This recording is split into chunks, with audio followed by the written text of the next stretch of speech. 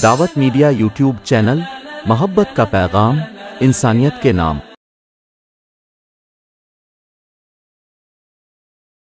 नात खां बहुत ही मशहूर मारूफ हमारे मोहतरम मौलाना मोहम्मद अबुल कलाम साहब हुसैनी यहाँ पे तशरीफ़ फरमा है।